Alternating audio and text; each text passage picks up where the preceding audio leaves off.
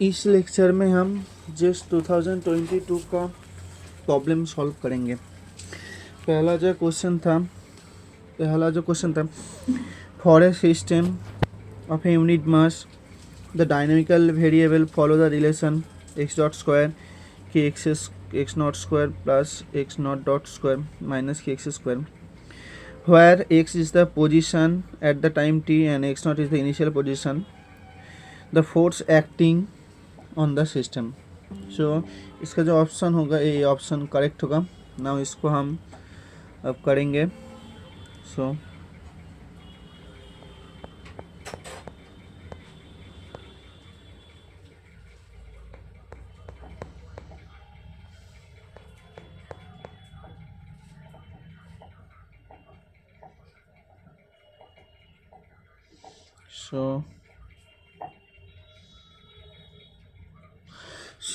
Now हमें जो given था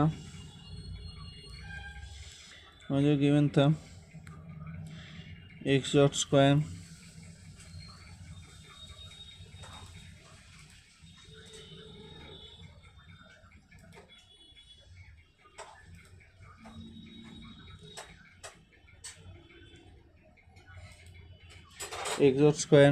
equal to k x not square plus x not square minus k x square x naught dot square minus k x square. So इसको हम किस तरह से लिख सकते हैं? तो इसको हम इसे लिख सकते हैं x dot square plus k x square equal to x not square plus হচ্ছে k x dot square. So ultimately जो होगा एक वेव इक्वेशन है, एक वेव इक्वेशन है। ये इनिशियल के लिए है, और ये arbitrary.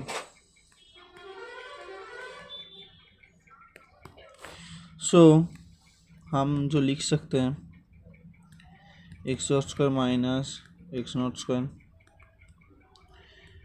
Plus k x square minus x not square to zero. क्या होगा इसके बाद होगा एफ इक्वल टू माइनस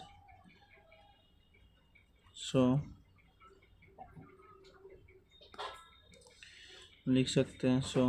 ये जो है इक्वेशन ऑफ मोशन है। हम इसको लिख सकते हैं इक्वेशन ऑफ मोशन को डी बाई डी टी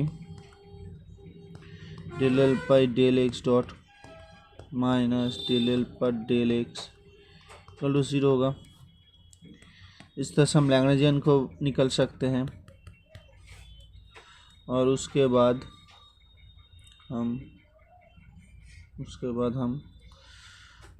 हम जो इक्वेशन ऑफ मोशन है,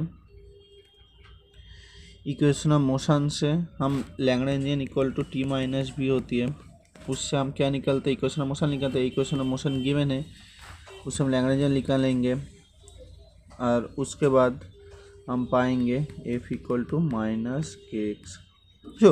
ये जो इक्वेशन है F equal to minus k x को ही डिफाइन करते हैं, क्योंकि मैं एक बार दिखा देता हूँ। क्योंकि okay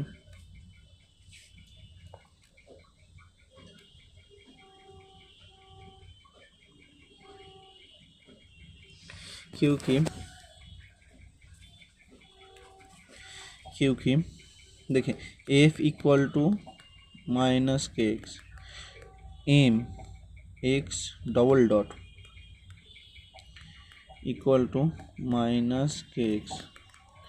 so x double dot plus k by m equal to zero. इससे हम क्या निकल सकते हैं, और लैग्रेंजियन को हम कैसे लिख सकते हैं? Half m x square half m x square minus half k x square. इसका जो इक्वेशन मोशन आएगा m x double dot plus k x equal to 0, तो वही आ रहा है। सो उसके बाद एम इक्वल टू 1 होना है, जो इसको हम इस लैग्रेंजियन को इसे पुट करेंगे डी पर डी टी डेल एल पर del x dot minus del L पर डेल एक्स इंटू 0। सो ये आ जाएगा। सो हमारा जो आंसर है equal to minus k x होगा। Okay, now second question. Second question जो है द प्रोबेबिलिटी, सेकेंड क्वेश्चन जो है the probability that you get the sum of m from the throw a 2 dice fart dice a pm if the dice have 6 face level 1 2 3 4 5 6 which of the following statement is correct। मतलब इसका जो answer होगा A answer correct होगा। सो जो probability होगा P9 का और P5 का जो प्रोबेबिलिटी होगा वही सेम होगा, वही हम करेंगे अब।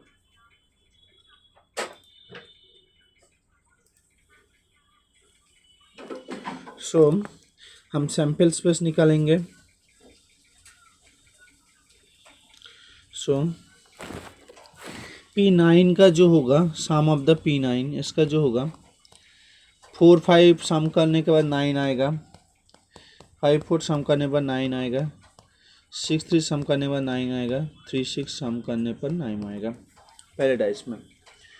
और 5 का जो होगा और P5 का जो होगा 4 1 सम करने के बाद आएगा, 1 4 सम करने के बाद आएगा, 2 3 सम करने के बाद आएगा, 3 2 सम करने के बाद आएगा। सो जो होगा इसके लिए जो होगा प्रोबेबिलिटी 4/6 स्क्वायर, इसके लिए भी जो होगा 4/6 स्क्वायर। सो ये इक्वल है। So P9 equal to P5 answer. Okay, और भी तुम देख सकते हो P4 के लिए देख सकते हो। मैं एक दिखा देता हूँ P4 के लिए क्या होगा। P4 के लिए 2 होगा, 1,3 होगा, सम 3,1 होगा। सो इसका जो है 3/6 square not equal to 4/6 square. ये आप करके देख सकते हैं। So okay, now option question number 3। Question number 3 क्या था? क्वेश्चन नंबर 3 था a particle of mass m is moving in a circular path, constant radius r such that its centripetal acceleration is ac varying with the time t. ac is k square r t square where k is a constant, the power delivered to the particle by the force acting on it. So इसका जो option A option correct होगा। Okay, now इसको हम करते हैं। सो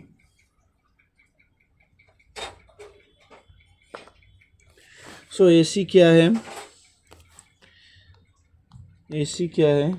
के square are T square. F क्या होती है? न्यूटन सेकंड लॉ से MAC होते हैं। सो MAC मान पुट कर देंगे, आर टी स्क्वायर होगा ना। E क्या होती है? Integration of F into r. और यहाँ पर इंटीग्रेशन नहीं देंगे, हम यहाँ पर समेशन दे देंगे कारण डिस्क्रीट नेचर के लिए। सो हम करेंगे, एक ही कंपोनेंट है R T square into R. So क्या होगा? M K square R square T square. और पी क्या होती है? एनर्जी बाई टाइम होती है। So M K square R square T square divided T. So क्या होगा? M K square R T. Answer हो गया। बहुत इजी क्वेश्चन था 1 नंबर के लिए। Okay, now A4 question number 4 क्या है? The front end of A train with moving constant acceleration please passes a pole with the velocity u and it back in pass the pole with the velocity v. What is the velocity dash time midpoint at the time pass at the same pole? So इसका जो option ये option correct होगा. So now इसको करेंगे. ये 12 level का question है, IIT joint level का क्वेश्चन है. ओके नाउ उसको हम करेंगे. सो मैं हम लिख रहे थे वी स्क्वायर इक्वल टू एक लॉ है जो हम 12 में करेंगे 2al होगा. नाउ ए क्या होगा v square minus u square divided 2l. Now the final velocity जो अब पास करेंगे यू स्क्वायर प्लस 2x होगा और x क्या है जो हाफ पास करेगा सो l/2 नहीं होगा. So U square plus 2a into l/2 दो कट जाएगा. So V F square equal to क्या होगा you square plus al. Now A का वैल्यू हम पुट कर देंगे, इसमें ए का वैल्यू पुट कर देंगे. सो हमारा जो आएगा v F square equal to u square plus u square minus u square divided 2l l cut जाएगा. सो इसका लिए जो होगा you square plus u square by 2 होगा.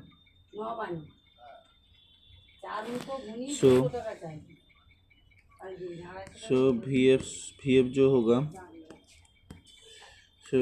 जो होगा root under u square plus u square divided 2 होगा. ये है आंसर. बहुत ही इजी क्वेश्चन था. Now question number 5.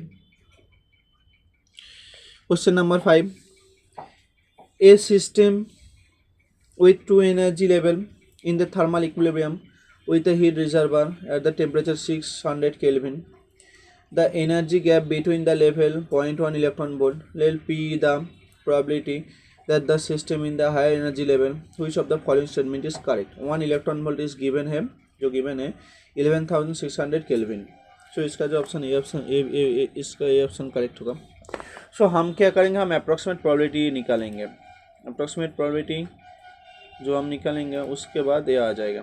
सो हमारा जो प्रोबेबिलिटी क्या होती है, प्रोबेबिलिटी का जो लॉ होती है, तो मतलब प्रोबेबिलिटी जो होती है पी इक्वल टू क्या होती है, पी इक्वल टू मत लिखेंगे पी वेरियस टू दी पर माइनस बीटा ई होती है स्टैटिस्टिकल मैकेनिक्स में. सो हम क्या करेंगे, सो P इक्वल टू हम लिखेंगे P वेरियस हम वैल्यू पुट करेंगे जो गिवन है E to the power minus 0.1 into 11600 divide क्या होगा 600. सो इसको हम कैलकुलेट करेंगे. हम जो हमारा जो ऑनलाइन एग्ज़ाम में जो कैलकुलेटर गिवन होता है उसमें हम कैलकुलेट करेंगे. सो हम देखेंगे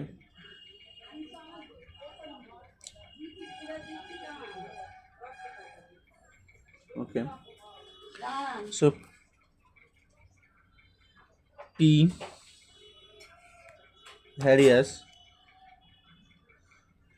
0.15 होगा और इक्वल टू हम लिख सकते P equal to 0.15.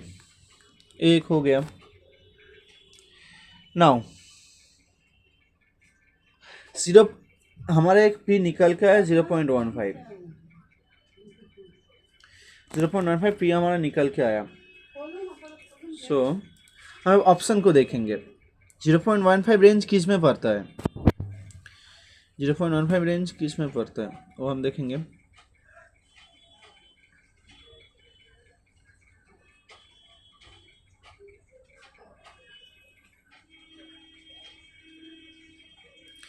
Zero 0.15 range जो पड़ती है 0.1 less than P less than 0.5 पे 0.2 पे पड़ती है ना. सो ये ऑप्शन करेक्ट होगा.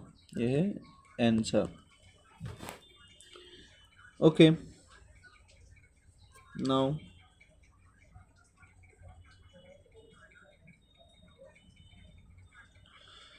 सो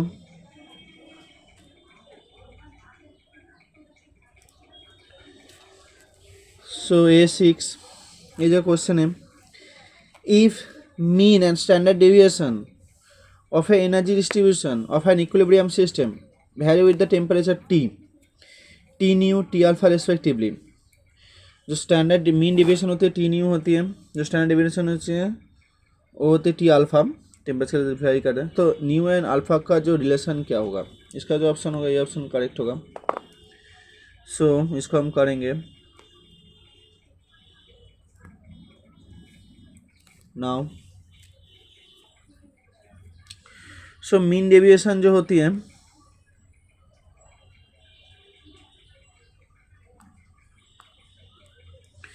जो मीन डेविएशन का जो फॉर्मूला होती है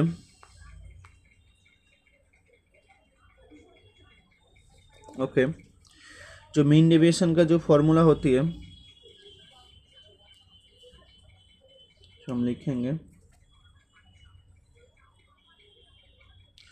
सो मीन डेविएशन का जो फॉर्मूला होती है सो मीन डेविएशन का जो फॉर्मूला होती है summation x minus mu divide n होती है. ये मीन डेविएशन होती है.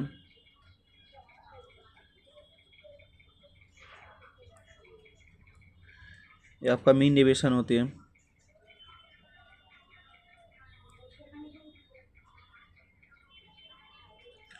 और इसको हम ऐसे भी लिख सकते हैं, ऐसे भी लिख सकते हैं. ओके ये मीन डेविएशन होती है हमारा. ऐसे भी और ऐसे भी हम इसको ऐसे भी लिख सकते हैं. स्टैंडर्ड डेविएशन जो होती है स्टैंडर्ड डेविएशन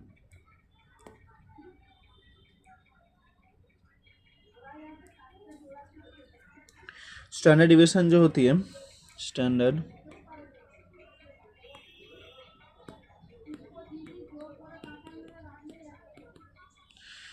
डेविएशन जो होती है root under of summation x minus mu तर होल स्क्वायर डिवाइडेड एन होती है.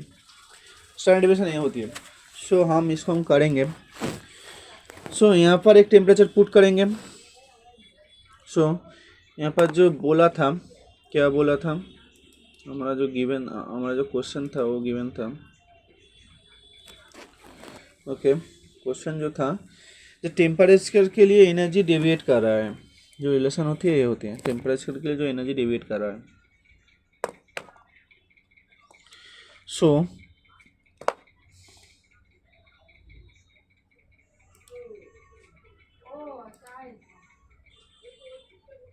ओके सो मीन डेविएशन पहले हम लिखते हैं. एनर्जी इक्वल टू क्या होगा, E equal to E various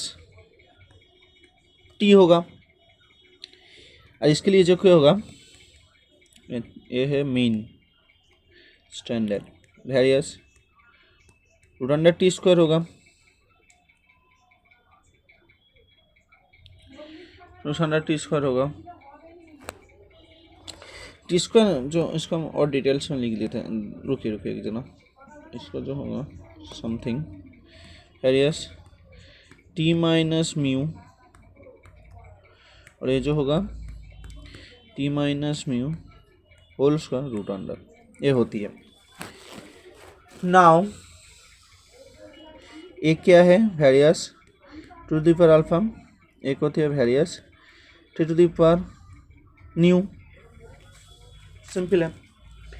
सो इसका जो ऑप्शन हम इसको चेक करेंगे इसका कौन सा ऑप्शन है करेक्ट होगा. सो इसका जो ए ऑप्शन जो था वही वेरी कर रहा है.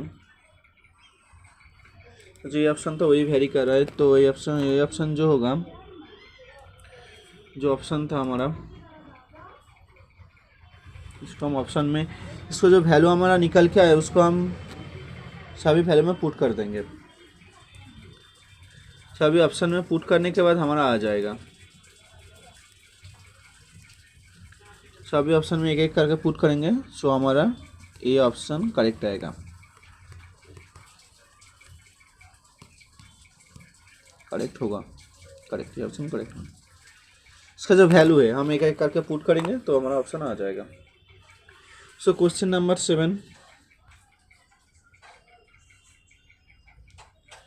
क्वेश्चन नंबर 7 क्या था? क्वेश्चन नंबर 7 था adding 1 electron volt of energy to a large system did not change its temperature 27 degrees Celsius, where it is changed the number of the microstate by the factor R. R is the order of 1 electron जो given था 11,600 kelvin. सो जो option होगा ये option correct होगा. सो हम इसको करेंगे.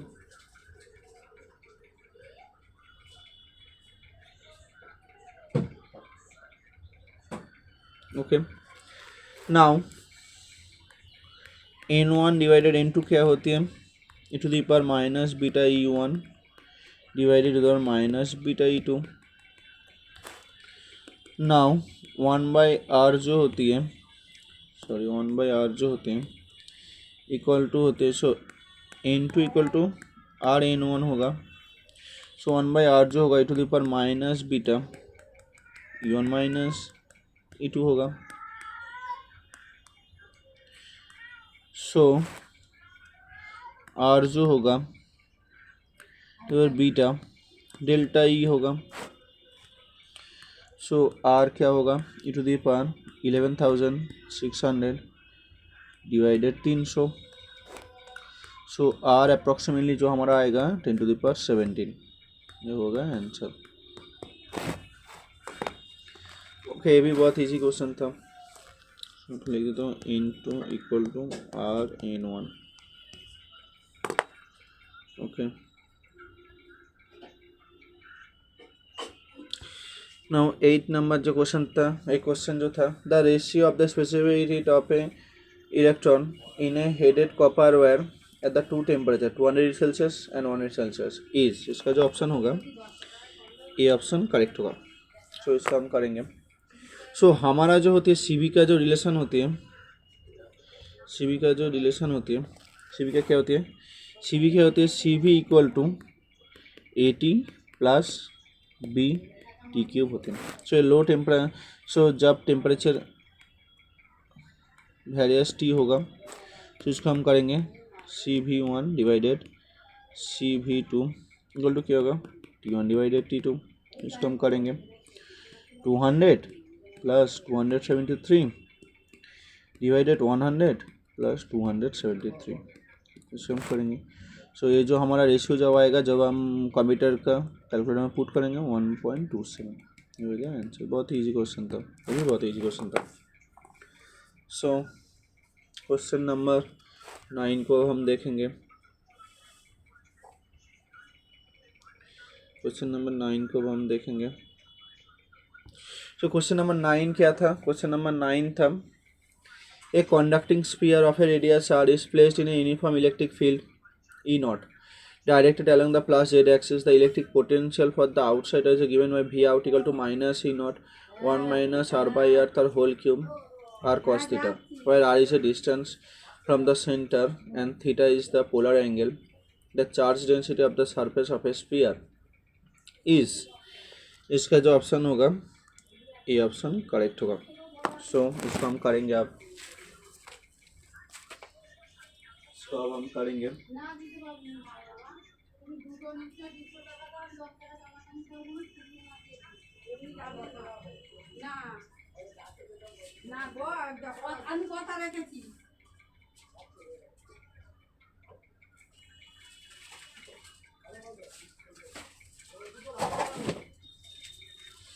सो इसको अब हम करेंगे.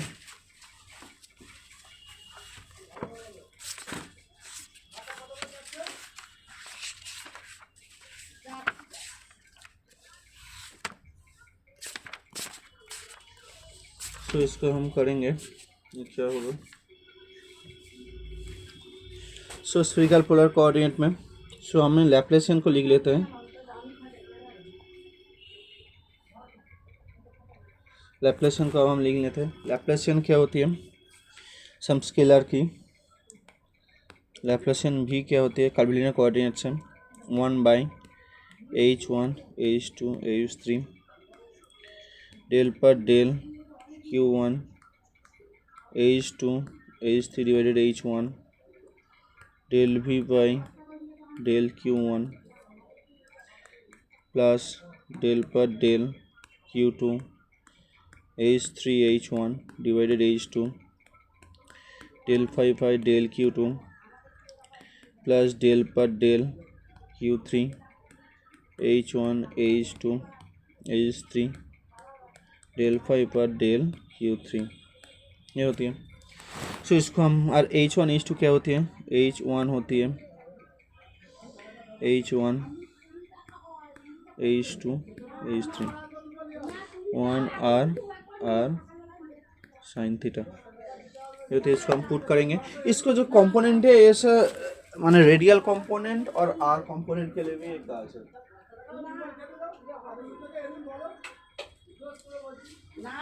इसका जो कंपोनेंट है रेडियल कंपोनेंट और आर कंपोनेंट के लिए इसको हम लेंगे क्योंकि ये दो टर्म हैं भी के लिए कौन सा टर्म हो हम देख लेते हैं।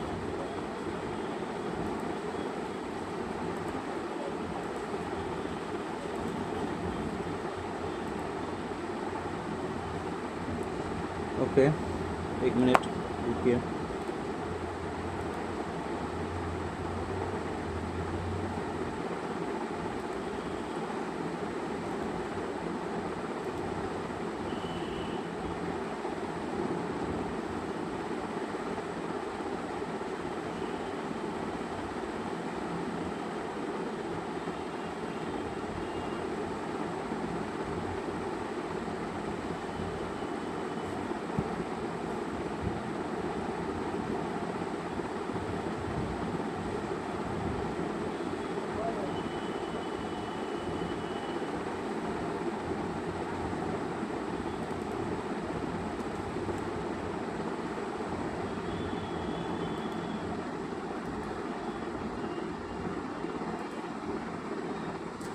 ओके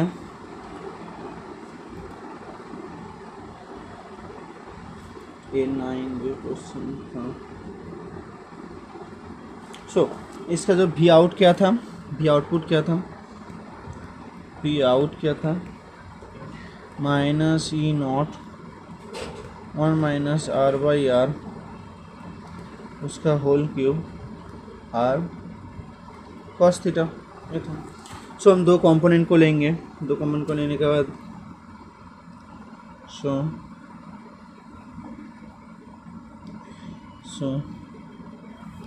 हम दो कंपोनेंट को लेंगे। क्या होगा पहला कंपोनेंट 1 बाई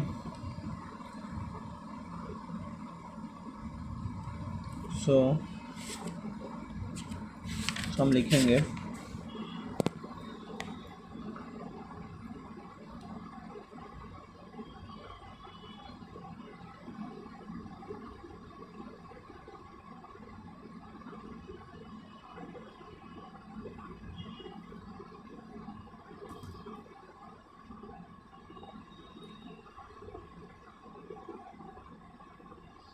सो इसको हम लिखेंगे सो ये जो होगा 1 बाई आर स्क्वायर डेल पर डेल आर स्क्वायर डेल पर डेल सो हम पुट करेंगे minus E not 1 minus R by R तर whole cube R cos theta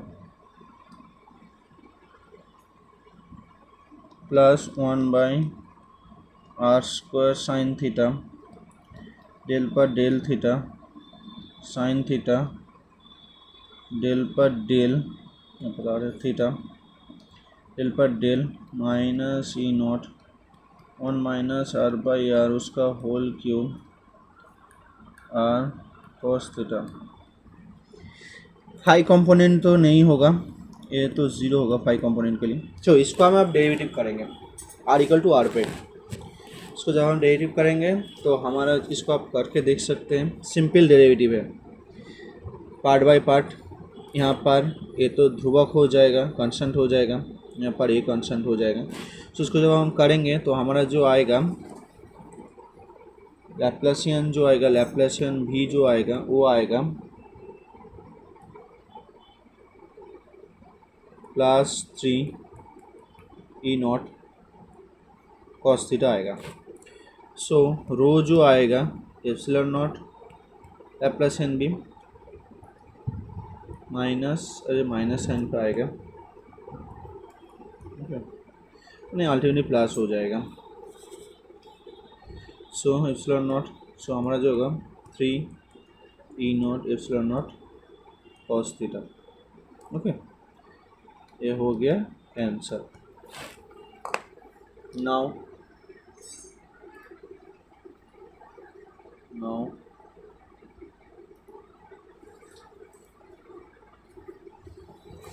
question number 10।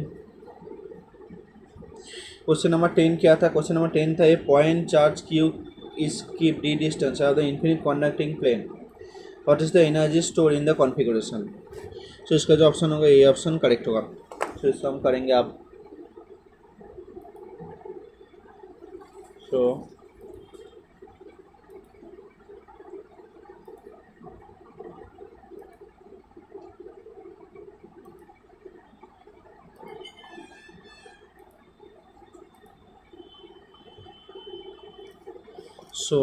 now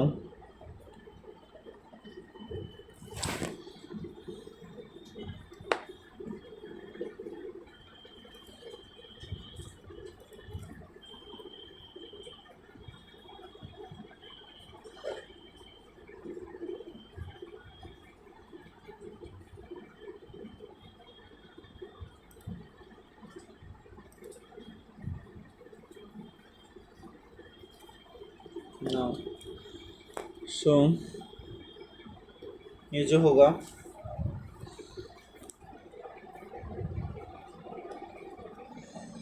plus Q charge यहाँ पर रख दिया है मैंने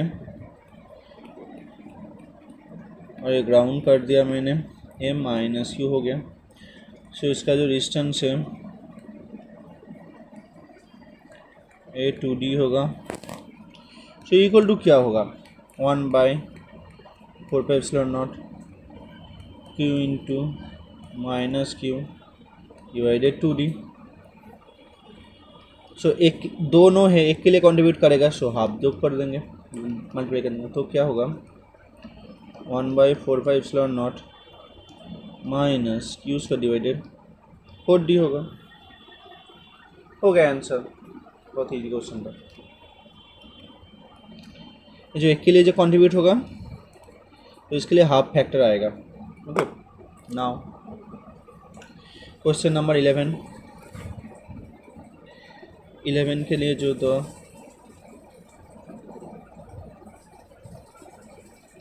सो 11 जो था, ए 2 point charge 2Q and Q are placed inside the two spherical cavity of the equal radius r/4 in a solid conducting sphere of a radius r as shown in figure. The cavity are placed along the diagonal distance r/2 from the center of the solid sphere. The electrical potential at the point P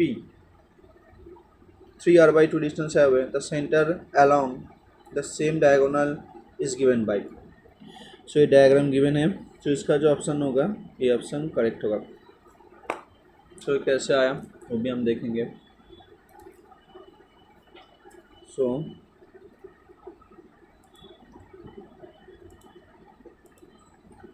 इसका जो हम एक diagram को फिर से लिख लेते हैं। डायग्राम को फिर से ड्रॉ करने के बाद हम करेंगे।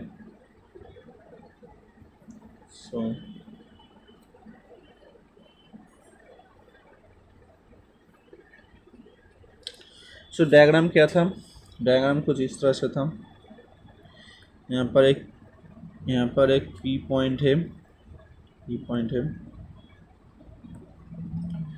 और क्या था, ये जो डिस्टेंस है यहाँ पर एक है,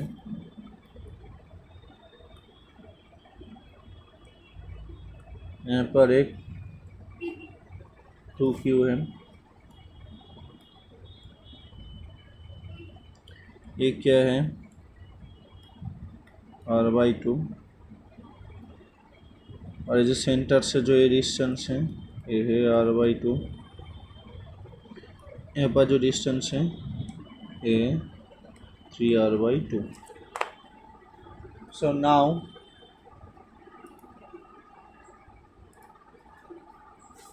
नाउ अल्टीमेट यहाँ पर एक देखेंगे, जो यहाँ पर जब 2q होगा, यहाँ पर -2q होगा, यहाँ पर +2q होगा, इसके लिए क्या होगा, इसके लिए -q होगा, इसके लिए +q होगा। सो अल्टीमेट चार्ज क्या है, 3q है ना बाहर पे। सो v क्या होगा, 1/4πε0 3q डिवाइडेड 3r/2 हो गया आंसर। सो 3 कट जाएगा, सो क्या होगा 1/4πε0 2q/r। बहुत ही, ये भी इजी क्वेश्चन था आंसर, ये भी इजी क्वेश्चन था। सो हमारा टोटल चार्ज को मेन कैलकुलेशन होगा, उसके बाद मैथ में और कुछ नहीं है। सो 12 क्वेश्चन तो देखेंगे हम। 12 क्वेश्चन क्या था, if theta and phi are respectively the polar and azimuthal angle on the unit sphere, what is the cost average of cos square theta and average of sine square theta, where O is the average of the form. तो इसका जो answer option कटो, ये half नहीं होगा। Maximum student क्या करके आए, हाफ करके आए, मगर ये हाफ नहीं होगा क्योंकि हम पूरी तरह से इंडिकेट करेंगे इसको। सो कॉस स्क्वायर को अब निकालेंगे हम। सो कॉस स्क्वायर को निकालने के बाद जो आएगा, सो कॉस स्क्वायर का जो एवरेज होगा स्फीरिकल पोलर कोऑर्डिनेट में, सो क्या होगा, हम ऐसे इंडिकेट करेंगे, तीनों इंडिकेशन होगा 0 to r, 0 to 2π, 0 to π, r square sine theta D theta D phi. यहाँ पर जो होगा 0 to r, 0 to 2π, 0 to π, cos square theta r square sine theta D theta D phi and D R and D R. So इसको जब हम integrate करेंगे, आप एक एक करके कर सकते हैं, तब जो आएगा 1/3 आएगा। मल्टीपल नहीं करें, एक ही तरह से हम साइन को करेंगे। So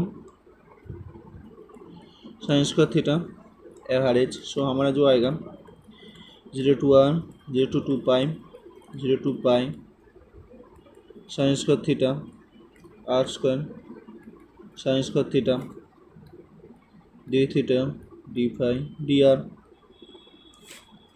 integration 0 to r, integration 0 to 2π, integration 0 to π, r square sine theta D theta D phi D R. तो इसका जो ऑप्शन होगा, इसका जो ऑप्शन होगा क्या होगा, हम जब निकालेंगे 2/3 आएगा। सो ये ऑप्शन ए करेक्ट हो जाएगा। So question number 13, question number 13 क्या था, if the wave function F of X given था and non zero value only the range is 0 less than X less than A. ये वेव फंक्शन गिवन है, एक function given है। So F of X function जो given है इस कुछ इस तरह से गिवन है। So which of the following representation of F of 3x। सो इसका जो ऑप्शन होगा ये ऑप्शन करेक्ट है। कैसे होगा सो हम देखेंगे। सो इसको हमें क्वांटम मैकेनिक्स के साथ इसको हम रीअरेंज कर सकते हैं। क्वांटम मैकेनिक्स के लिए, क्योंकि क्वांटम मैकेनिक्स नहीं कर सकते, बट क्वांटम मैकेनिक्स का जो लॉजिक है इसको हम लगा सकते हैं, वन डायमेंशनल पोटेंशियल एल का।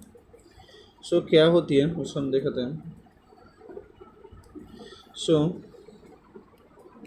जब हम इसको लिखेंगे, सो एफ ऑफ एक्स क्या होगा, वेरियस 1/a नहीं होगा, ये होती है जस्ट क्वांटम मैकेनिक्स के लिए। सो वेव फंक्शन क्या होता है, हम कौन से जस्ट रीअरेंज करते हैं। सो इक्वल टू जो होती है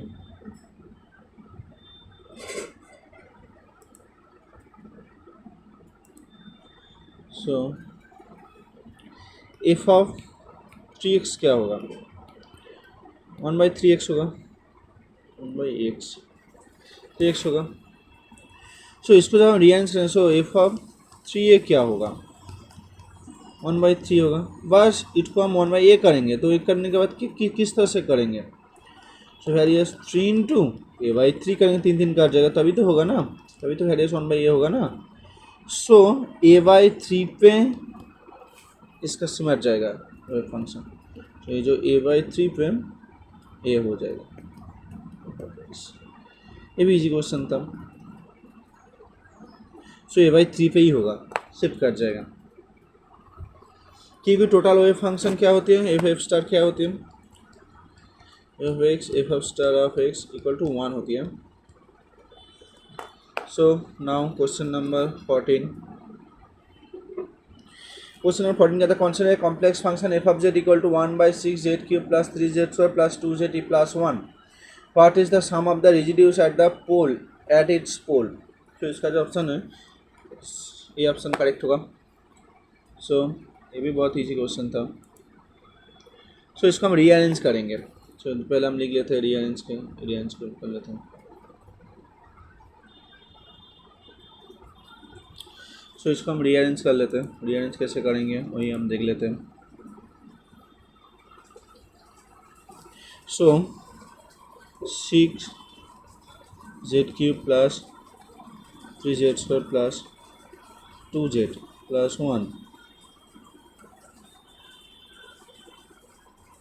इसको हम कैसे लिख सकते हैं वो भी हम देखेंगे.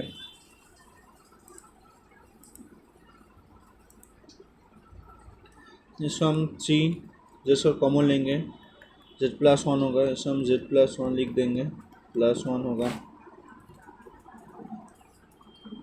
ओके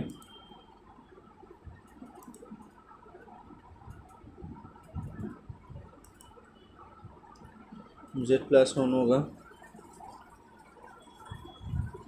सॉरी 2 होगा. तो इसको हम लिख सकते हैं 3z² प्लस 1 2z प्लस 1 होगा. यहाँ पर ये हो गया. सो इसके बाद हम रेजिड्यूज इसका निकालेंगे. सो इसको हम लिख सकते हैं जो था 1/3z² प्लस 1 2z प्लस 1. इसको हम कॉमन लेंगे 1/6 आएगा z² plus 1/3 z plus half ये आएगा. 3 और 2 हम कॉमन ले लेंगे. इसको हम और कैसे भी लिख सकते हैं 1/6 z plus 1/√3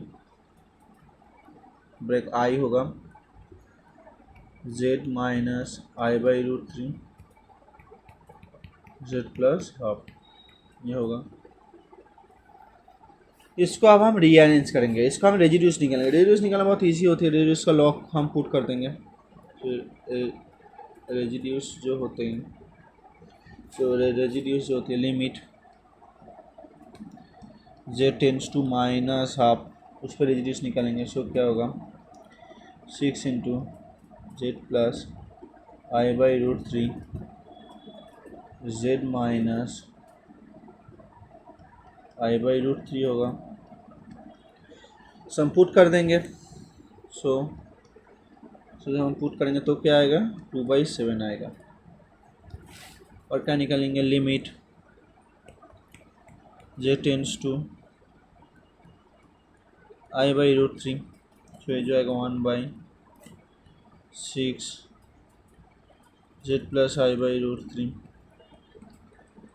z plus half. इसको हम निकालेंगे और जो रेजिड्यूस आएगा limit z tends to minus i/√3 1/6 into z minus i/√3 z plus half. इसको जब हम सब रेजिड्यूस निकालने के बाद होमवर्क आप करके देख लेंगे. सर जस्ट सिंपल कैलकुलेशन है.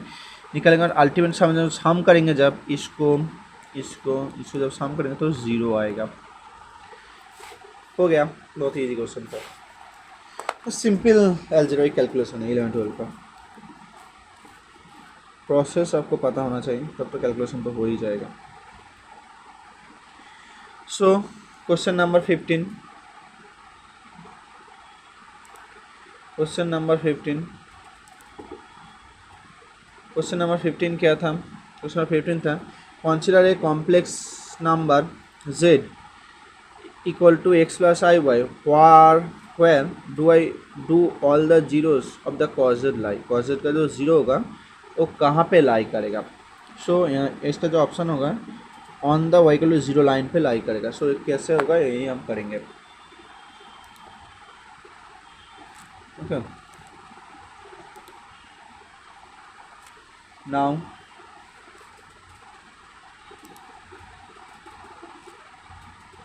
कॉस जेड जो क्या होती है, कॉस जेड क्या होती है, कॉस जेड होती है, कॉस जेड जो होती है e to the power I Z plus e to the power minus i z divided 2 होती है, ये कॉस जेड होती है। सो कॉस जेड जो होगा e to the power I Z, इसको हम जीरो कर देंगे, C to the I Z प्लस 1/2 I Z equal to zero, इधर 2 आई जेड इक्वल टू -1 होगा, ये होगा। सो इसको हम कैसे लिख सकते हैं, e to the power 2i x plus i y equal to -1 होगा। So e to the power -2y plus i 2x equal to -1 होगा। So e to the power -2y, so e to the power -2y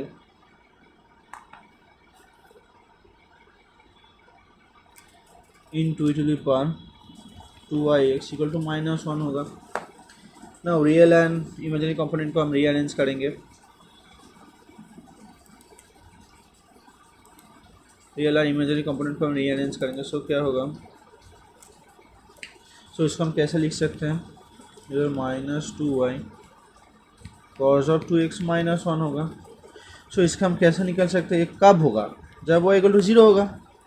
एक कब satisfy करेगा, जब y equal to 0 होगा तभी तो ये सेटिस्फाई करेगा ना। ओके, सो इसको हम लिख सकते हैं y इक्वल टू 0 को ऑल पॉइंट लाई करेगा। ये भी इजी क्वेश्चन था। सो now question number 16, two identical simple pendulum of a length L connected by a spring of height L by 2 shown in figure, assuming the spring constant is mg by L, where m is a mass of a bob, g is acceleration due to gravity. What is the ratio of the highest to the lowest eigenfrequency of the system? इसका जो option होगा ये option correct होगा। सो इसको हम करेंगे अब now question number 16 को क्या करेंगे। सो मैं अब यहाँ पर एक ड्रॉ कर लेता हूँ पिक्चर। सो ये क्या था, एक पेंडुलम था, स्प्रिंग था, ये पेंडुलम था। पेंडुलम तो स्ट्रेच होगा तब कुछ इस तरह से आएगा, स्ट्रेच होगा तब कुछ इस तरह से आएगा। ए थीटा है, ए के है, यहाँ पर है ए थीटा होगा। सो ये क्या होगा, एम जी होगा, ये क्या होगा एम जी कॉस थीटा होगा, और एक क्या होगा एम जी साइन थीटा होगा, और के क्या गिवन है m g by L given है। नाउ साइन थीटा क्या होगा, बहुत ही स्मॉल एंगल पर साइन थीटा इक्वल टू क्या होगा, थीटा इक्वल टू क्या होगा, sine theta equal to theta equal to sine theta equal to theta equal to x by L by two, क्योंकि स्प्रिंग एल बाई टू पर है। Spring कहाँ पर है, एल लेंथ के लिए एल बाई टू पर ही है ना स्प्रिंग। सो यहाँ पर टोटल है L, so L by to, यहाँ पर ये जो टोटल है इसमें जो एल बाई टू है, इसके बाद L by to.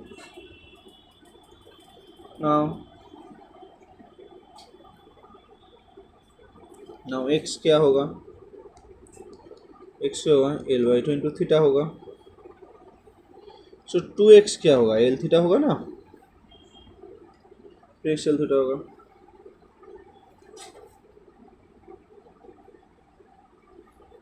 Now k into 2x क्या होगा, के एल थीटा होगा, के लिए मल्टीप्लाई कर दिया इसको। सो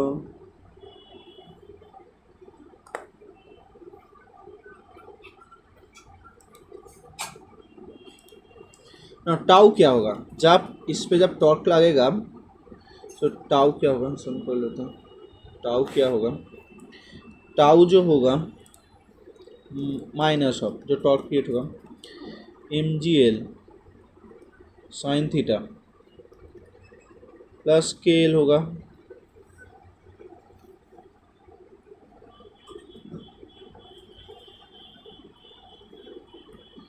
के एल थीटा होगा इंटू एल कॉस थीटा होगा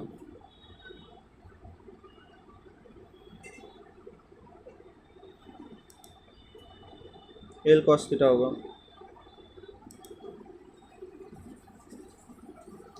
और टाउ क्या होती है? टाउ होती है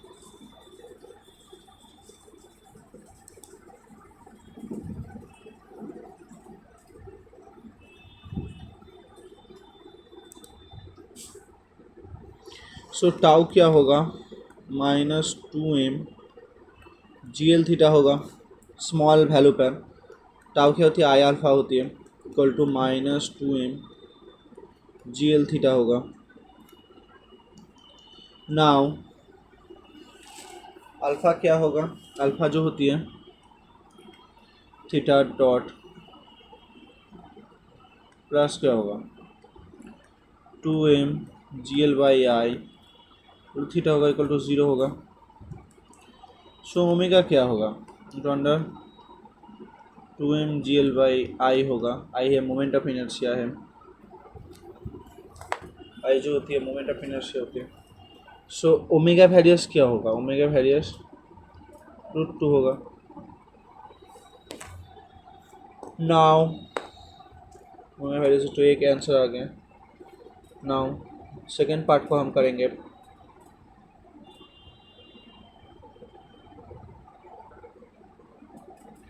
सेकेंड पार्ट को हम करेंगे। सो सेकेंड पार्ट को करेंगे जो साइन थीटा क्या होगा x by L equal to theta होगा। सो एक्स क्या होगा? एल थीटा होगा ना। सो के 2x क्या होगा? 2l थीटा होगा ना। Now tau equal to minus m ji L sine theta plus 2x k L theta L cos theta होगा। जब थीटा बहुत स्मॉल होगा तो कॉस थीटा इक्वल टू 1 होगा और sine theta equal to theta होगा थीटा स्मॉल के बाद। सो टाउ क्या होगा? -3 एम जी एल थीटा होगा। नाउ आई अल्फा क्या होगा? -3 एम जी एल थीटा होगा। तो थीटा डॉट क्या होगा? +3 M ji L divided I theta equal to 0 होगा। सो ओमेगा क्या होगा? वेरियस √3 होगा ना। ये ओमेगा 1 है ओमेगा 2 है। सो ओमेगा 1 डिवाइडेड ओमेगा 2 क्या होगा? √3/2 होगा ना। हो गया answer. Okay now next question को हम देखते हैं। नेक्स्ट जो क्वेश्चन है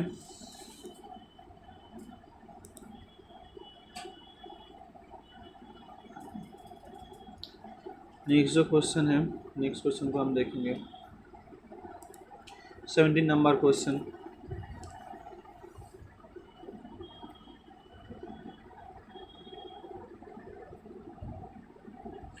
तो 17 क्वेश्चन क्या था? A wave function of a electron of a hydrogen atom in a particular state is given by pi to the power minus of a to the power -3/2 e to the power minus x by n r by n on which of the following figure quantitatively depict the probability p of r of a electron with a given distance from the nucleus।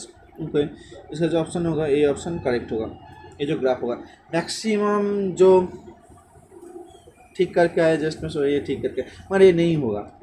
क्यों नहीं होगा मैं बता देता हूँ। क्योंकि जो हमारा वेव फंक्शन गिवन था वेव फंक्शन को हम लिख लेते हैं।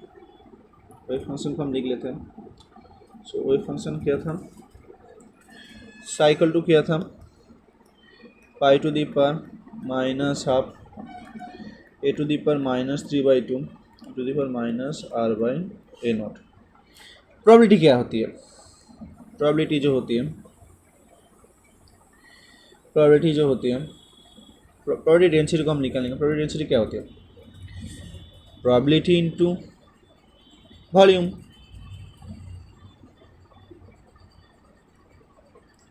टाउ जो होती है वॉल्यूम होती है। सो प्रोबेबिलिटी जो होगा 4 pi R square pi to the power minus half E to the power minus 3/2 to the power R by R not D R होगा ना, तो कैसा डी आर होगा। सो नाउ इसको हम एक एक करके देखेंगे। सो हम जो ग्राफ पर आर इक्वल टू जब ए ले लेंगे, सो आर इक्वल टू जब हम ए ले लेंगे तो क्या होगा, जब आर इक्वल टू जीरो लेंगे तब तो जीरो होगा ना प्रोबेबिलिटी डेंसिटी। जब आर इक्वल टू जीरो लेंगे प्रोबेबिलिटी डेंसिटी जीरो होगा। सो आर इक्वल टू ए पर क्या होगा, आर इक्वल टू ए पर माइनस है, आर इक्वल टू ए पर क्या होगा, R equal to R nought पर क्या होगा, ए नॉट, यहाँ पर ए नॉट है। R equal to A not पर क्या होगा, चलो ए नॉट पर देखते हैं हम। R equal to A not पर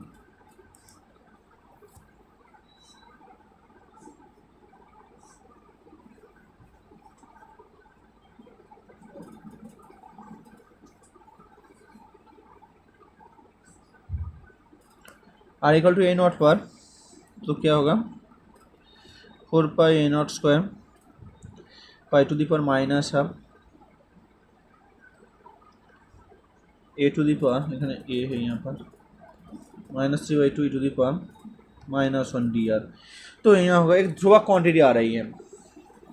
now are equal to 2a पर क्या होगा, सो वो भी एक ध्रुवक क्वांटिटी होगा। ओके, सो क्या आ रही है, R equal to A not पर जो आ रही है, ए नॉट पर कांस्टेंट आ रही है। 2a पर क्या आएगा, 3a पर क्या आएगा are equal to.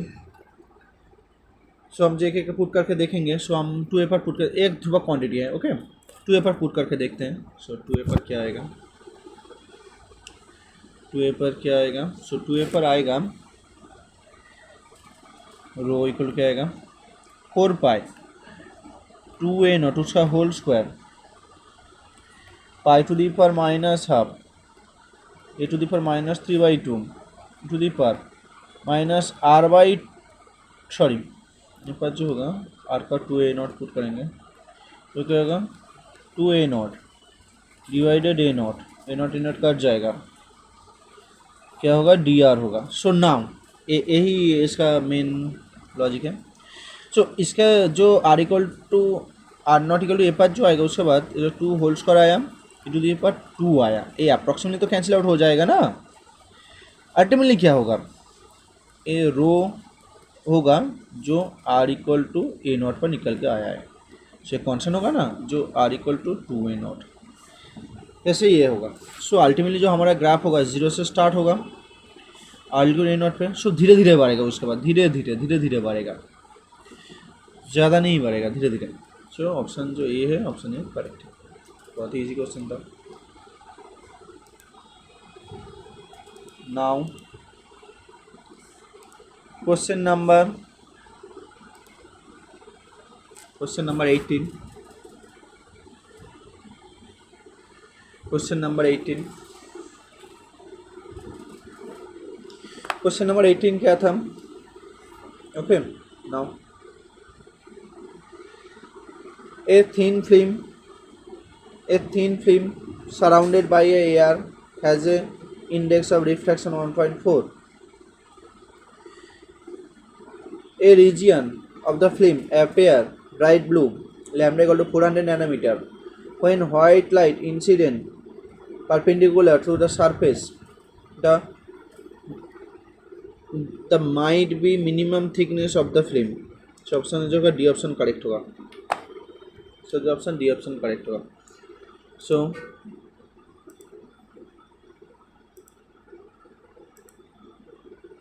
Okay now इसको हम करेंगे। सो थिन फिल्म के लिए जो होती है, थिन फिल्म के लिए अब जो होती है, थिन फिल्म के लिए एक कंडीशन होती है जो हम देखेंगे। थिन फिल्म के लिए, थिन फिल्म के लिए जो होती है, थिन फिल्म के लिए जब थिन फिल्म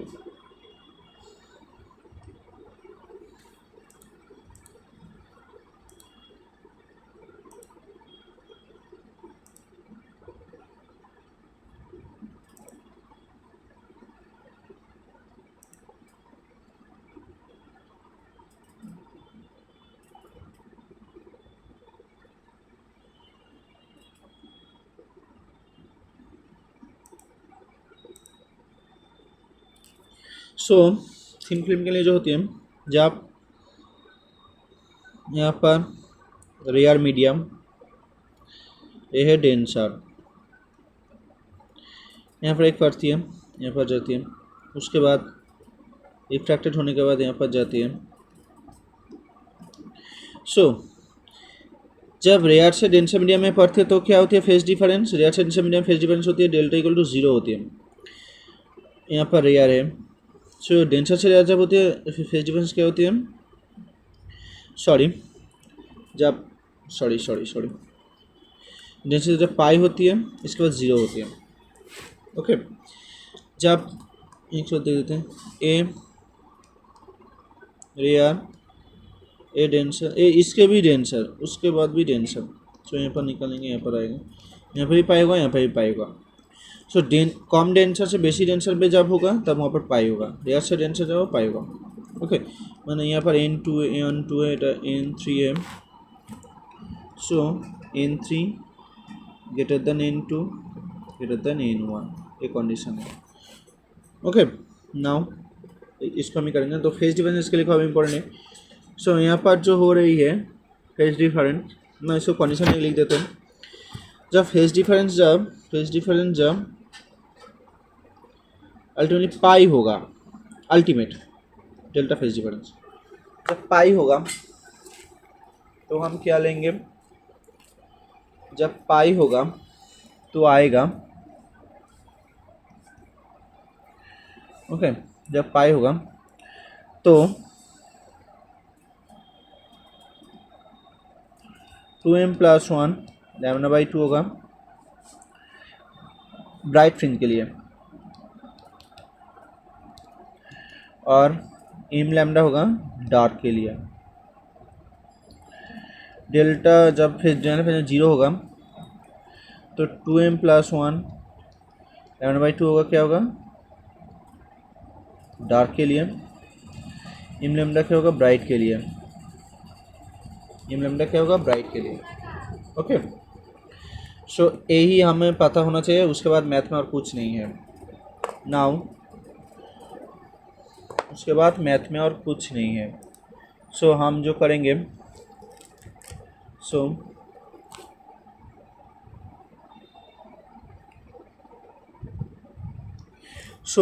जो हमारा प्रॉब्लम है जो है ए आर रिफरेंट में 7.4 reason of the bright blue in अपने परमानेंट द सरफेस, ठीक है, थिन फिल्म पर पड़ रहा है। तो उसका जो फेज डिफरेंस क्या होगा उसको हम निकालेंगे। जो फेज डिफरेंस क्या होगा, यहाँ से यहाँ पर पड़ा, उसके बाद यहाँ पर गया, ओके, यहाँ पर गया। सो यहाँ पर जो फेज डिफरेंस होगा रिएक्शन जब पाई होगा, यहाँ पर 0 होगा। सो डेल्टा क्या होगा, पाई माइनस 0 होगा ना, सो अल्टीमेटली क्या होगा पाई होगा ना, डेल्टा पाई होगा। So minimum thickness bright blue के लिए, ब्राइट के लिए जो कंडीशन होगा, सो 2m + 1/2 लैम्डा होगा, 2m + 1 λ/2, 2m + 1 λ/2 होगा कंडीशन में। उसको हम पुट कर देंगे 2nt cos θ = 2m + 1 λ/2 होगा। इसको हम पुट कर देंगे। थीटा जो होती है 90 डिग्री, थिकनेस हमें जिगा से निकालना होगा, इफेक्टिवनेस 1.4। एबार मिनिमम के लिए 0 ले लेंगे, 0 कि 1 ले लेंगे, 0 लेंगे, 1 लेंगे, 2 लेंगे, जो ऑप्शन से मिलेगा उसको हम देखेंगे। और लैम्डा क्या है 400 नैनोमीटर, जो उसको हम करेंगे।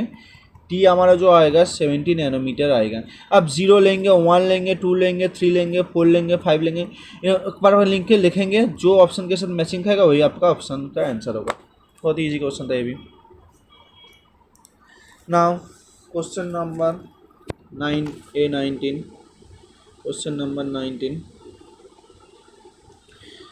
19 क्या था, क्वेश्चन 19 क्या था, A trajectory of a particle undergoes simple harmonic motion on a plane as shown in figure. The ratio of the frequency along x-axis and y-axis.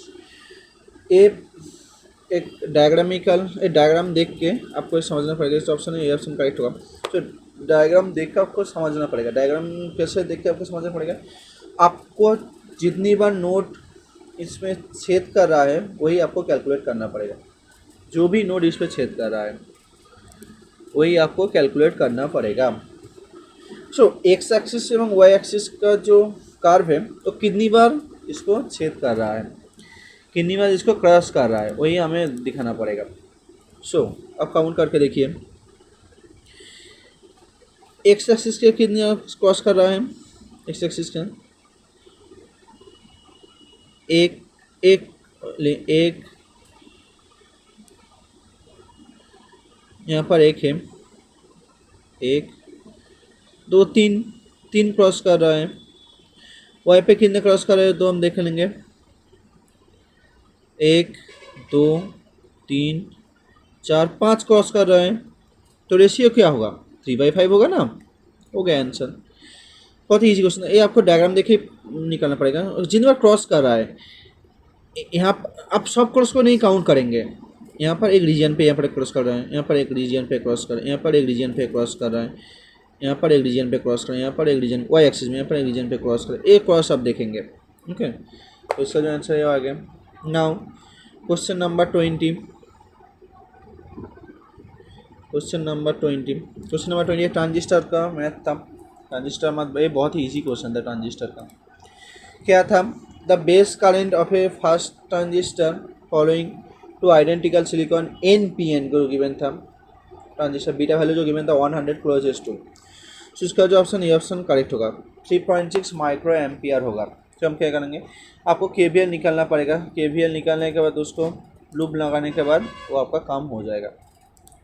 Okay, तो हम अब इसको हम ड्रॉ कर लेते हैं। ओके, नाउ इसको हम ड्रॉ कर लेते हैं पहले, उसके बाद KVL एक बार में KVL लगाएंगे, वो काम हो जाएगा। तो क्या था, कुछ इस तरह से था, +5 वोल्ट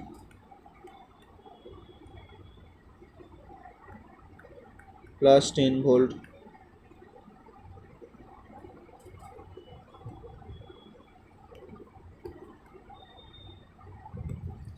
सो कुछ इस तरह से था।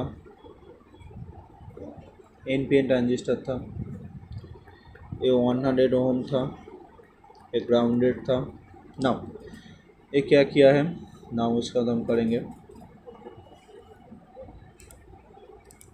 सो ये 5 वोल्ट था, सो हम लूप लगाएंगे, इसके साथ हम लूप लगाएंगे।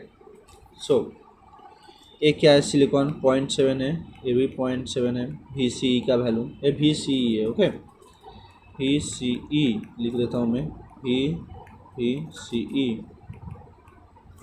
नाउ लूप लगाएंगे, क्या होगा, 5 - 0.7 -0.7 माइनस IE इंटू 100 = 0, यही तो होगा ना, क्योंकि 5 होगा +5 होगा। जो KVL जो 12 12 जो हम करेंगे, KVL जो हम करें उसके बाद सो यहाँ पर क्या होगा, 3.6 माइनस IE इंटू 100 होगा, इंटू 0 होगा। सो नाउ IE क्या होगा, IE होगा IB plus IC,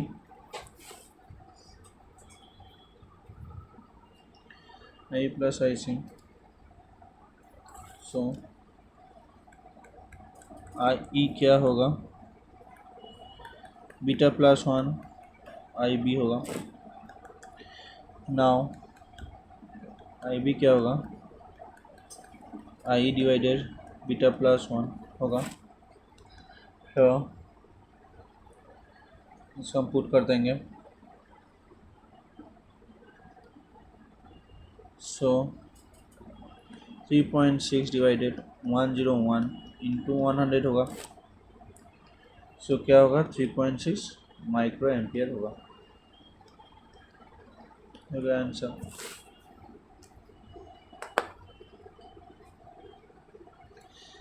now question number 21, question 21 की मतलब है, an ideal diatomic gas of a pressure at a pressure P is adiabatically compressed so that its volume became 1 by n times the initial volume. The final pressure of a gas will be, जो final pressure होगा वो gas का क्या होगा। इसके बाद हमें degrees of freedom निकालना आना चाहिए। डिग्रीज ऑफ फ्रीडम के लिए हमें कैसे डिग्रीज ऑफ फ्रीडम निकालना तो मैं बता देता हूँ। डिग्रीज ऑफ फ्रीडम का जो लॉ होती है, डिग्रीज ऑफ फ्रीडम का जो लॉ होती है वो मैं लिख देता हूँ। सो डायरेक्ट के लिए डिग्रीज ऑफ फ्रीडम निकालेंगे। तो कैसे निकालेंगे, सो क्या होगा डायरेक्ट के लिए, सो क्या होता है, ट्रांसलेशन कितना होगा 3 होगा, रोटेशन कितना होगा 2 होगा, और वाइब्रेशन में जो रिलेशन होती है 3n माइनस के माइनस टी प्लस अरे होती है वाइब्रेशन के लिए, ठीक है। सो एक डायटमिक है, जब के का वैल्यू को डिपेंड करता है। जब वाइब्रेशन होगा के का वैल्यू, जब हाई टेम्परेचर पे होगा तो वाइब्रेट करेगा 2 मॉलिक्यूल, तो के का वैल्यू 0 होगा, और लो टेम्परेचर में जो के का वैल्यू होगा वो 1 होगा। ओके, नाउ 1 होगा डायटमिक के लिए, डायटोमिक के लिए, डायटोमिक के लिए। नाउ तो 3 इंटू 2 दोनों पार्टिकल है, -1 -3 + 2 होगा। चलो क्या निकल के आएगा, 6 -1 -5 होगा। तो क्या निकल के आएगा 0 होगा, क्योंकि लो टेम्परेचर वाइब्रेशन नहीं होगा इसलिए 0 आया। एफ जो होती है क्या होती है, T + R + B होती है। 3 + 2 + 0 = क्या होती है 5 होती है। ओके, नाउ गामा क्या होगा 1 + 2/f = क्या होगा 1 + 2/5 = क्या होगा 7/5 होगा। गामा का वैल्यू निकल के आ गया, बहुत ईजी क्वेश्चन था। नाउ उसके बाद हम क्या करेंगे, उसके बाद सिंपल रिलेशन है। सो सिंपल क्या रिलेशन है, तो क्या हम करेंगे, उसके बाद जो हम करेंगे, उसके बाद जो हम करेंगे फाइनल प्रेशर जान, तो पी भी टू दी पर गामा P1 V1 = क्या होगा P2 V2 टू दी पर गामा होगा। सो इसको हम पुट कर देंगे। सो क्या होगा, ये आप डिफाइन करके देख सकते हैं। सो P1 क्या होगा, सो P1 होगा V1 टू दी पर गामा होगा। गामा का वैल्यू हम पुट कर देते हैं, 7/5 आया हमारा, 7/5। P2 क्या होगा, P2 होगा, P2 हम निकालेंगे V1/n टू दी पर 7/5 होगा ना। सो P2 क्या होगा, P2 होगा इन टू दी पर 7/5 इंटू P1, और P1 क्या होता है, P गिवन था ना 7/5 इंटू P, हो गया आंसर। बहुत ईजी क्वेश्चन था। ओके, ये तो हम हो गया। तो हम डिग्रीज ऑफ फ्रीडम एक डायटोमिक हाई टेम्परेचर में निकाल के देखेंगे। Degrees of freedom diatomic molecule high temperature, तो उसके बाद आपको क्लियर हो जाएगा मैं क्या बताना चाहता हूँ। सो उसको हम करेंगे। So degrees of freedom diatomic high temperature. So degrees of freedom so drop कर देता हूँ, तो उसके बाद हम करेंगे degrees of freedom diatomic molecule क्या होगा, और उसके बाद गामा का वैल्यू क्या होगा वही हम निकालेंगे। So degrees of freedom, so high temperature, degree of freedom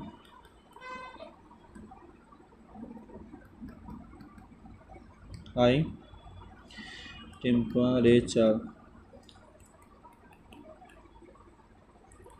atomic molecule. Okay, now तो क्या होगा 1 2 3 हाई टेम्परेचर में वाइब्रेट करेगा तो स्ट्रिंग के लिए हो जाएगा। सो यहाँ पर K 0 होगा, हो गया। तो T क्या होगा 3 होगा, रोटेशन क्या होगा ये भी 3 होगा, वाइब्रेशन क्या होगा 3n -0 -t + r होगा। सो 3 × 3 -3 + 3 होगा। सो क्या होगा अल्टीमेटली 3 आएगा, वाइब्रेशन एग्जिस्ट करेगा, यही तो करना। एफ क्या होगा 3 + 3 + 3 = 9 होगा, T + R + B। एफ क्या होगा, सॉरी गामा क्या होगा 1 + 2/f, तो क्या होगा +2/9, तो क्या होगा 11/9 होगा ना, हो गया आंसर। बहुत ईजी क्वेश्चन था। ओके, ये प्रोसेस सिंपल प्रोसेस है। जब वाइब्रेशन जब होगा तब के का वैल्यू 0 का, वाइब्रेशन जब नहीं होगा के का वैल्यू 1 2 जो भी होगा जितने टर्म में, डायटोनिक के लिए 1 होगा, टाइटोनिक के लिए 2 होगा के का वैल्यू। ओके, बहुत सिंपल क्वेश्चन था। Now 22, question number 22, question number A22। A beam of high energy neutron is scattered from a metal lattice where the spacing between the nucleus around 0.4 nanometer. In the order to see quantum diffraction effect, the kinetic energy of the neutron must be order of mass of the neutron जो given था वो 1.6 into -27 kg given था, और Planck constant जो given था 6.6 into -34 metres का kg पर second by joule second. सो इसका जो ऑर्डर हो किस में आएगा, इसका जो डिजिट जो उसको कैलकुलेशन करने की कोई ज़रूरत नहीं है, उसका जो 10 टू दी पर कैलकुलेशन कर लो, काम हो जाएगा। सो इसका ऑप्शन जो ए ऑप्शन करेक्ट होगा। सो कैसे होगा उसको हम देखेंगे। ओके, सो कैसे होगा।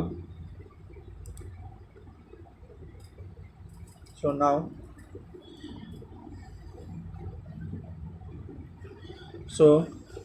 उसको हम देखेंगे। क्वेश्चन 22,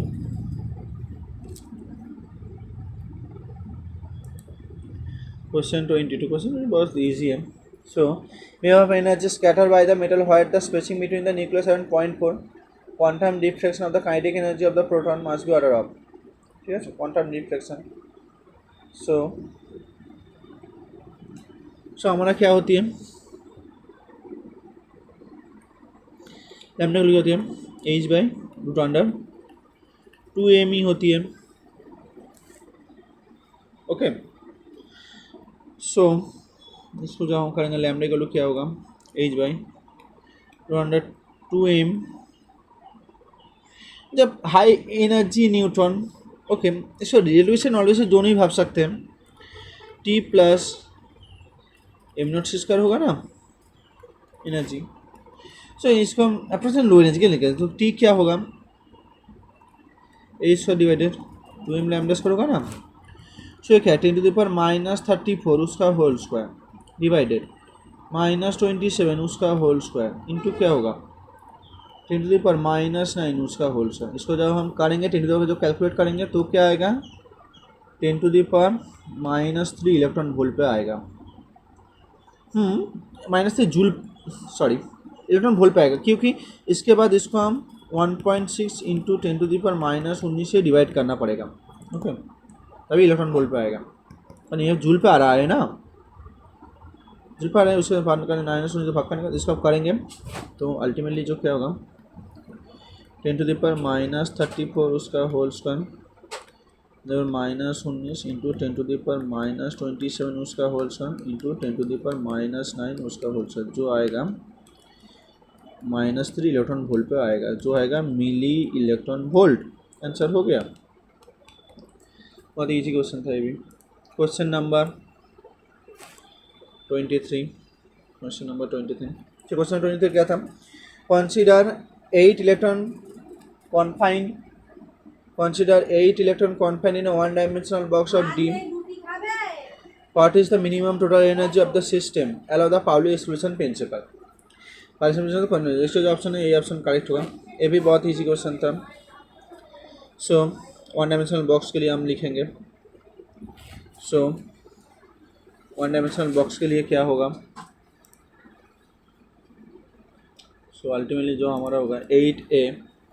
सो 8 को हम कैसे लिख सकते हैं स्पिन हाफ के लिए, तो स्पिन हाफ के लिए कौन कितना पार्टिकल इलेक्ट्रॉन के लिए +1, तो एक एनर्जी स्टेट में 2 पार्टिकल आ सकती है। सो 1 2 3 4 1 2 3 4 5 6 7 8, तो उसके लिए क्या होगा 1² E1 2² E1 3² E1 4² E1, और E1 क्या है, E1 हमारा है 2a² डिवाइडेड 8md²। सो अल्टीमेट ई निकल लेते हैं, अल्टीमेट जो ई निकल लेते हैं। सो क्या होगा 1² plus 2² plus 3² plus 4²। So ultimately क्या आएगा हमारा, अल्टीमेटली जो हमारा आएगा, तो इजी क्वेश्चन था, अल्टीमेटली जो आएगा 15 a² डिवाइडेड 4md², ये होगा आंसर। ये भी इजी क्वेश्चन था। Question number 24, question number 24, question number 24 given था। क्वेश्चन नंबर 24 गिवन था। Consider 5 identical spin of particle in three dimensional harmonic consider potential जो गिवन था v of r equal to half m omega square r square और half m omega से x square square z। The degeneracy of the ground set of the system. Degeneracy क्या होगा, इसका जो option होगा कोई ऑप्शन करेक्ट होगा। डिजेनेसी बहुत ही कॉन्सेप्ट बेसिस क्वेश्चन है। तो 5 पार्टिकल हैं, इसको हम करेंगे। सो 1 2 3 स्पिन हाफ वाला स्पिन हाफ एक सेट में कौन कितने पार्टिकल सकते हैं, सो 2 पार्टिकल रख सकते हैं, 1 2 3 4 5। सो ई क्या होगा ultimately nx plus ny plus nz plus 3/2 होगा, इक्वल टू क्या होगा h² ओमेगा होगा ना। नाउ यहाँ पर कितने हैं, 1 0 0 0 है, ओके। यहाँ पर कितना होगा 0 1 0 0 0 1 1 0, ये होगा। यहाँ पर कितना होगा 0 1 1 1 1 0 2 0 0 0 2 0 होगा 0 0 2 और क्या होगा 0 1 0 0। यहाँ पर कितना 1 2 3 4 5 6 7, 1 2 3 3, तो 7 प्लस 3 तो क्या होगा अल्टीमेटली, सॉरी 6 प्लस बस 6 होगा, 6 प्लस 3 प्लस 1, तो अल्टीमेटली क्या होगा 10 होगा ना। तो डी से एक 2 पार्टिकल तो स्पिन जो कैलकुलेट करेंगे 2 से मल्टीप्लाई कर देंगे, यहाँ पर जो 2 आया, सो टोटल डी क्या होगा 20 होगा ना, डिजेनरेसी हो गया आंसर। 2 से मल्टीप्लाई करना पड़ेगा। सो क्वेश्चन नंबर 25,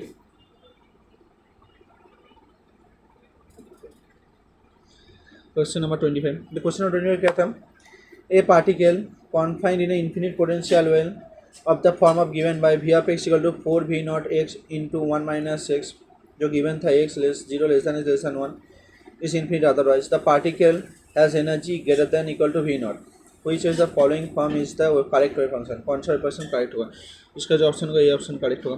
तो वेव फंक्शन कौन सा करेक्ट होगा इसको हम निकालेंगे। सो जब पोटेंशियल गिवन तो पोटेंशियल गिवन निकालने के बाद उसका हम वेव फंक्शन को कैलकुलेट करना पड़ेगा। सो वेव फंक्शन कैलकुलेट करना बहुत सॉरी क्वेश्चन में पुट करना पड़ेगा, उसके बाद कैलकुलेट करना बहुत ही टफ होगा। सो वी ऑफ एक्स को हम लिख लेते हैं, वी ऑफ एक्स को पहले हम लिख लेते हैं वी ऑफ एक्स को। तो वी ऑफ एक्स क्या है 4 v not x 1 minus x 0 less then 1 ये गिवन था। सो ये वी ऑफ एक्स है, वी ऑफ एक्स तो इजी है मगर इसका वेव फंक्शन को प्लॉट करने को बोला है। सो एच का उसका डिवाइडेड 2m जिसका psi by D X square plus 4 v not X 1 minus X equal to E psi होगा। बट इसको सॉल्व करना बहुत ही कठिन पड़ेगा। सो हम क्या करेंगे, हम पोटेंशियल से एक एजम्पशन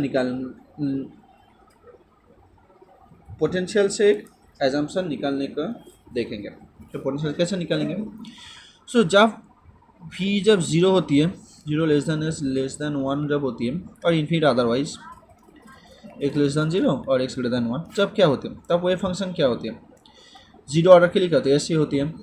जब n इक्वल टू 1 होती है, n 2 के लिए क्या होती है ऐसी होती है। उसके बाद देखिए n इक्वल 3 के लिए क्या होती है ऐसी होती है ना, ऐसे होती है। 1 डायमेंशनल पोटेंशियल वॉल के लिए है। नाउ यहाँ पर पोटेंशियल कुछ इस तरह से है। सो हम इसको करेंगे। सो यहाँ पर जो पोटेंशियल है, पोटेंशियल कैसे है, v ऑफ एक्स कैसे है 4 v not x minus x square, कुछ इस तरह से है पोटेंशियल। सो कुछ इस तरह से है। और यहाँ पर नाउ जब x इक्वल टू 0 होगा और x इक्वल टू 1 होगा तो क्या होगा, तो पोटेंशियल उस वहाँ पर पोटेंशियल वैनिश कर जाएगा, तो पोटेंशियल वैनिश वेव फंक्शन भी वैनिश कर जाएगा। सो ये ओरिजिन से शुरू होगा,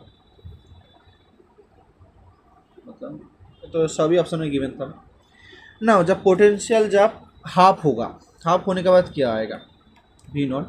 जब पोटेंशियल एक्स का जब वैल्यू हाफ होगा तो पोटेंशियल क्या होगा, -1/4 होगा, तो क्या होगा 4v0 इंटू हाफ होगा ना, तो 2v0 होगा। 2v0 जब होगा तो यहाँ पर पोटेंशियल एग्जिस्ट करता है एक कॉन्स्टेंट के टर्म, सो वेव फंक्शन भी एग्जिस्ट करेगा, सो वेव फंक्शन भी एग्जिस्ट करेगा। सो वेव फंक्शन क्या होगा, इस रीजन से जब हाफ लेंगे तो मिडिल रीजन पे हाफ और 1/3 और 1 समथिंग यहाँ पर जो आप लेंगे जो एग्जिस्ट करेगा। सो अब क्या होगा, सो हमारा जो होगा वेव फंक्शन कुछ इस तरह से होगा, जो इस रीजन में जो वेव फंक्शन होगा जो कुछ इस तरह से होगा, और उसके बाद जब जितने भी 1 और 0 पे जाएगा तो हेजी हो जाएगा। ओके, क्योंकि आप एक एक पॉइंट करके पोटेंशियल को निकाल, ये वेव फंक्शन ग्राफ है, आप पोटेंशियल को आप प्लॉट करके देख सकते हैं। पोटेंशियल को प्लॉट करके देखने के बाद आपका आंसर आ जाएगा, क्योंकि हमारा जो होती है साइन अल्टीमेटली जो होती है साइन वेरियस 1/v के टर्म में होती है। आप पोटेंशियल को प्लॉट करेंगे ये जस्ट क्योंकि we psi equal to E Sai होती है। ओके, तो साई वेरियस 1/v होती है। आप पोटेंशियल को प्लॉट करें, पोटेंशियल को प्लॉट करने के बाद आप उसके बाद साई इन्वर्स कर दो, उसको इन्वर्स सब कर दो, उसके बाद साई का प्लॉट आ जाएगा। क्योंकि ये श्रोडिंगर इक्वेशन में सॉल्व करना बहुत ही कठिन पड़ेगा। Okay, now thank you, please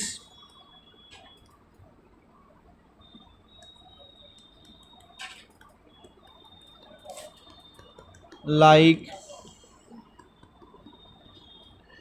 share,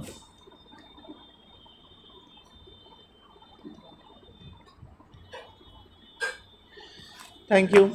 उसके बाद पार्ट बी का और पार्ट सी का मैं जल्दी अपलोड करूँगा। ओके।